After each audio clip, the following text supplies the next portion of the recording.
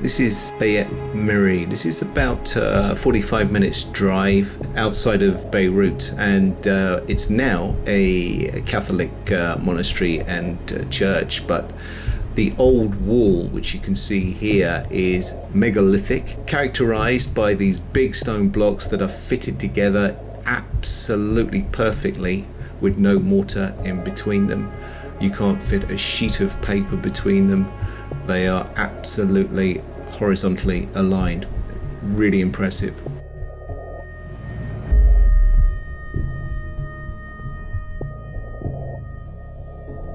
Back in Beirut, there's an older part of the city in the center which is being slowly and carefully excavated. There's some signs of some granite columns, probably granite from Aswan. And also you can see here what looks like the sort of tracks you see in Malta, and just above there is Hanan Pasha Peru style original stonework. And this is in the same complex as this Roman baths, which was obviously built later on.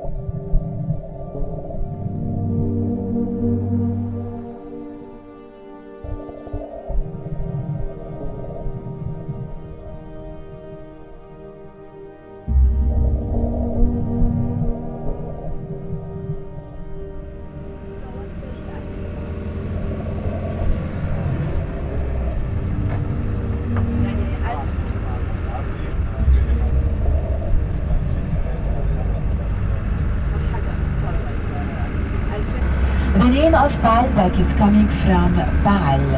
Baal was the god of the rain, the god of the thunder, and we had different attributes to the god Baal. We had Baal Hadad, means Baal of the rain. Baal Shamash, the sun. Baal Sapon, the mountain Sapon. Baal Hermon, the mountain Hermon.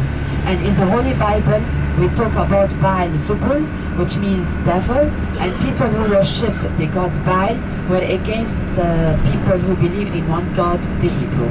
So here we can say that the Semitic people of this area, they decided to build a temple to honorate the god Baal, and they called the place Baalbek, which means Baal's town. Before going to the temples, we will go to see a quarry, and this quarry is called the pregnant woman quarry, or the pregnant woman stone in this quarry. But what is important that you will see today, the quarry that they took the stones of the base, and because we are interested in the stones, and because we have the base of the temple is made from three huge stones, we call it the Trilithon. That's why it's very important to visit first the quarry and then we go to the temples. Okay? Thank you. That's what we wanted to do. Thank you.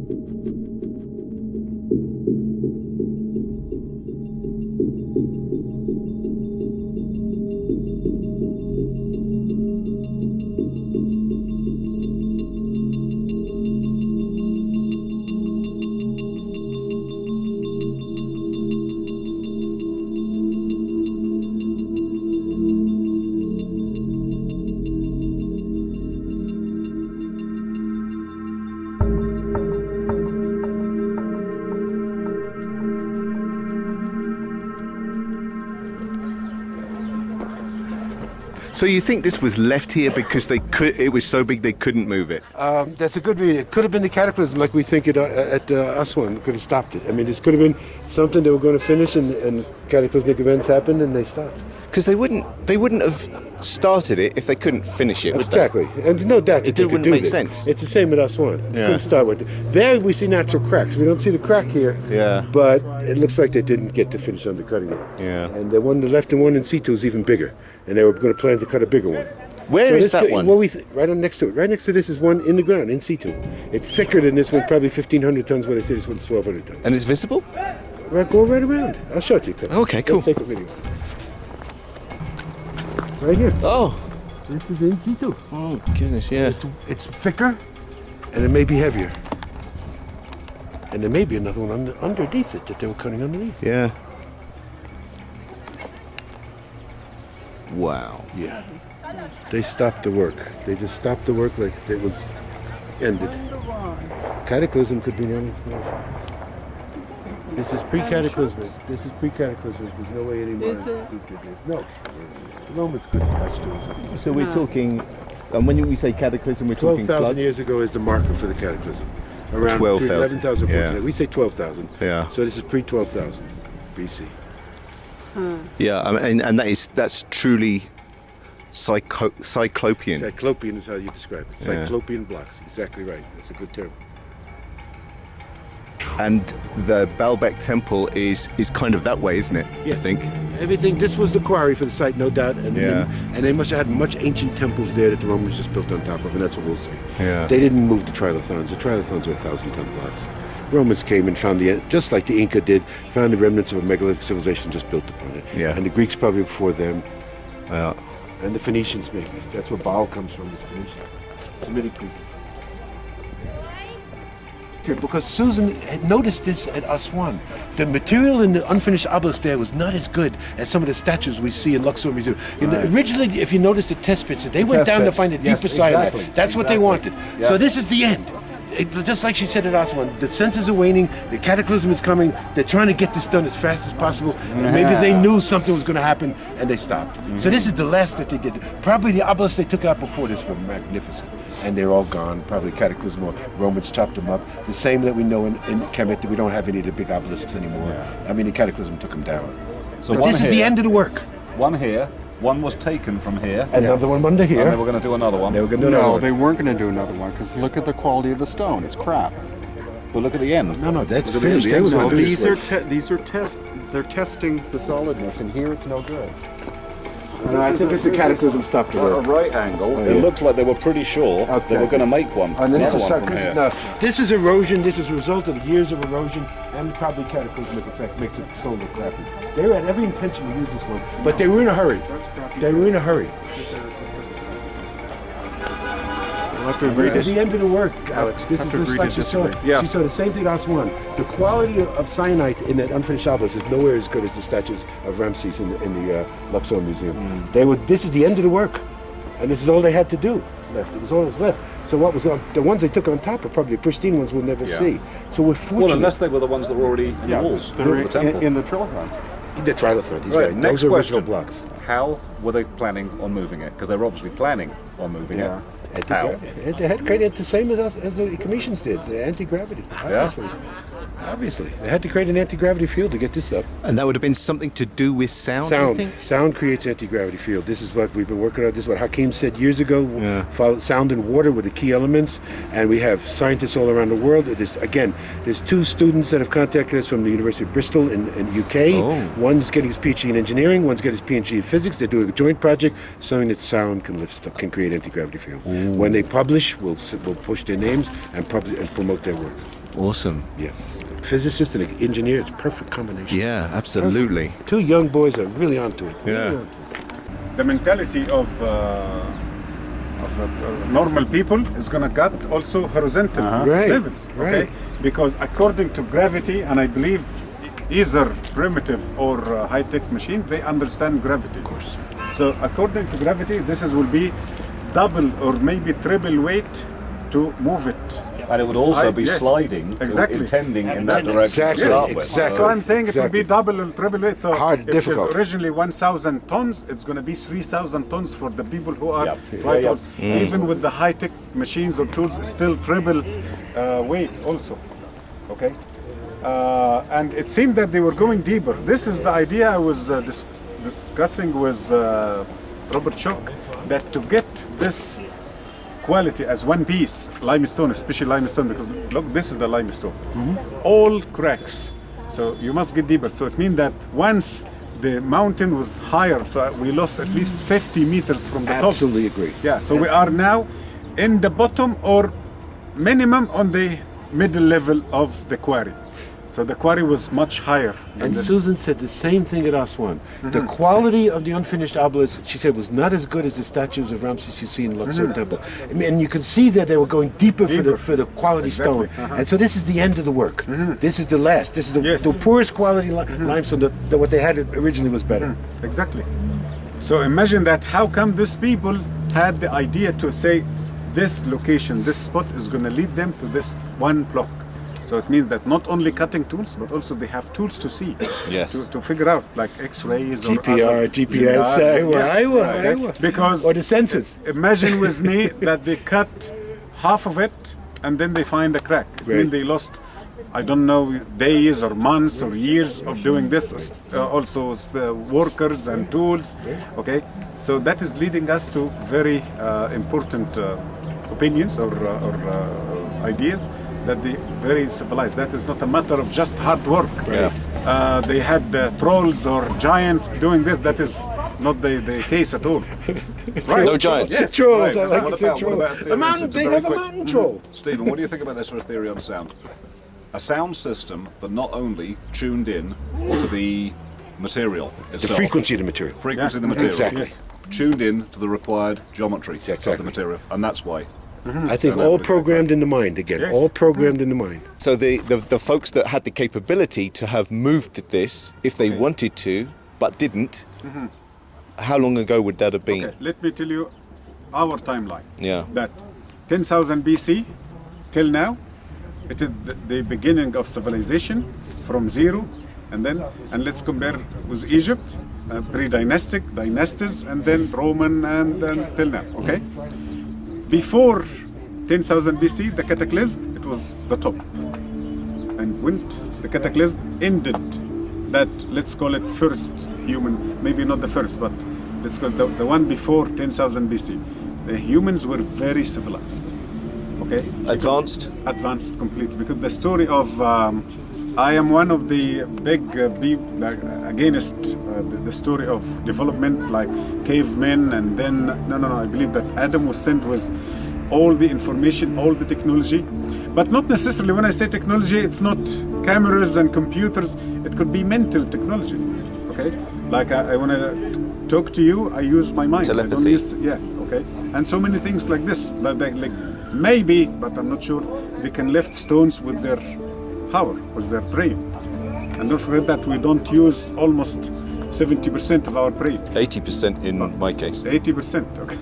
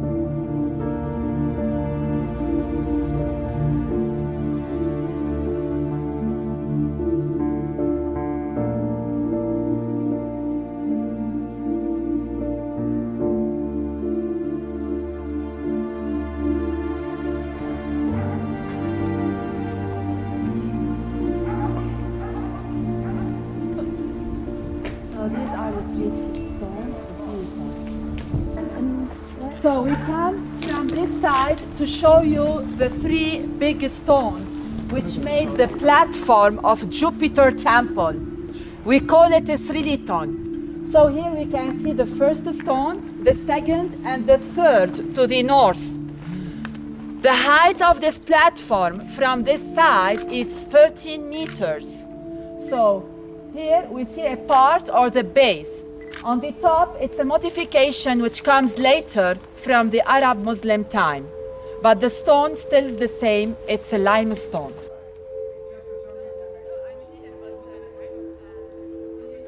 Now the history of these blocks that you see go back into time immemorial.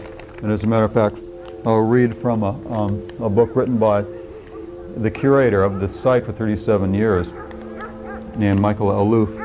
He says that the tradition states in the town, in the area, in Lebanon, that the fortress at Baalbek is the most ancient building in the world and was built by Cain, son of Adam, in the year 133 of the creation. Going back to the time of Cain? Well, that's pretty far back. That's what the tradition says. I mean, that's the Adam and Eve. Of course, I don't believe it. And the revisionist historians are going back and saying, let's listen to these traditions and give some serious consideration to why these people say these things, and not presume that they've just made it up or created a myth for the sake of creating one. Now, is this that big? The big these blocks and that one's the ones on the very block, top, right? They're known as the Trilithon, and they weigh over 1,100 tons. So the remarkable anomaly is that how these could have been moved. 1,100 tons, one block. Precisely. You can see how precise they're mounted there. Look at that stuff. Mm-hmm. That's amazing.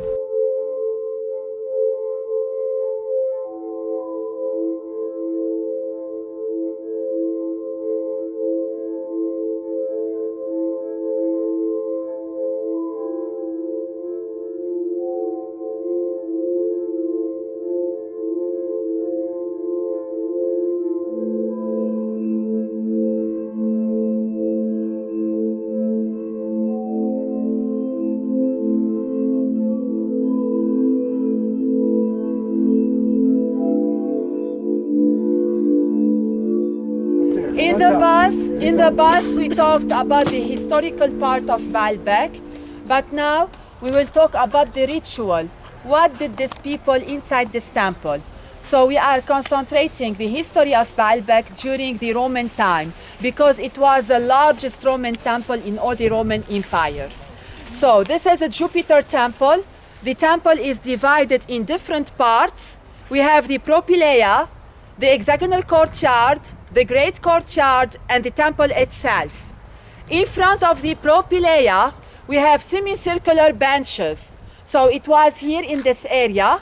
People will wait. When the priest and the procession are ready, they will start the ceremony by the propylaea. As the name said, the entrance before the doors. And if you look to the main entrance, you can see that you have two towers. We have 12 granite columns, and you have a staircase partially restored to give an idea that the complex or the temple was a fortress before the restoration. So we will go up and we will start the visit from the propylaea. Block of stone. Today, of course, it's shattered or broke. Very smooth. Beautiful. Yeah. Well, just feel it. Feel the transition from here to there. And then go this way. That's like a machine finish. Oh, man. We had 4 granite columns coming from Aswan. You can imagine the quantity of this type of stone here in Baalbek, coming all this granite from Aswan, from Egypt. So it seems that it was not so difficult to bring these columns to Baalbek.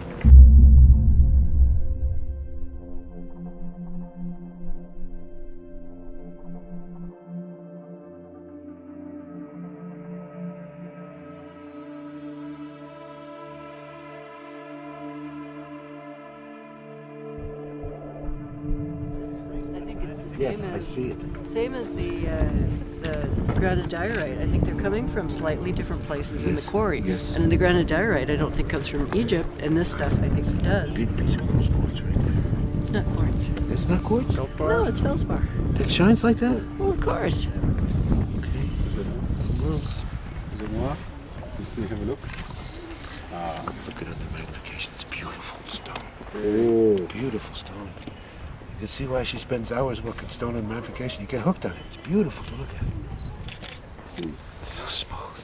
Perfect arc. It's got that green. It's got that green tinge. This in is it what too. this is what Chris Dunn says can only be done by machine because it's a perfect arc.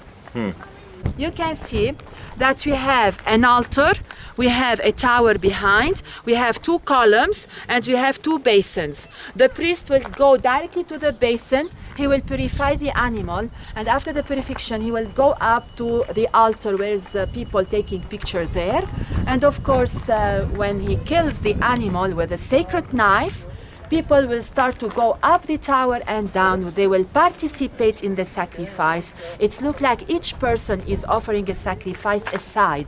The priest here is not God, he's not replacing God, he is a mortal who's putting order to the ritual. This is a typically Roman sacrifice. But if you look to the plan, you can see that you have 2 columns. The first one, it's pink, it has a pink color, represents the fire. And the second one, gray color, represents the wind. And these columns remind us Solomon Temple, built by the Canaanite people or Phoenicians or Canaanites or Semitic people. And we can say that in the ancient time we had the gods. The gods created the semi-gods, and the semi-gods created the giants. The giants hold Mount Libanus and they fix it here. They hold Anti-Libanus and they put it in front. So the first man who sailed was called Isus. He discovered a small island. To honor the gods who learned him how he can make fire, he puts a column representing the fire, which has a pink color. And another column represents wind, because he needs wind to sail. So this is Boaz and Yakin in Solomon Temple. This is the balance of the universe. So for the locals of Baalbek, when they go inside this temple, they are looking to Baal, but for the Romans, they are looking to Jupiter, which means that Baal and Jupiter, same God. So our God is your God, so there is no difference between us. In that way, Rome will fix her authority in this area, and of course they will live peacefully, if we can say.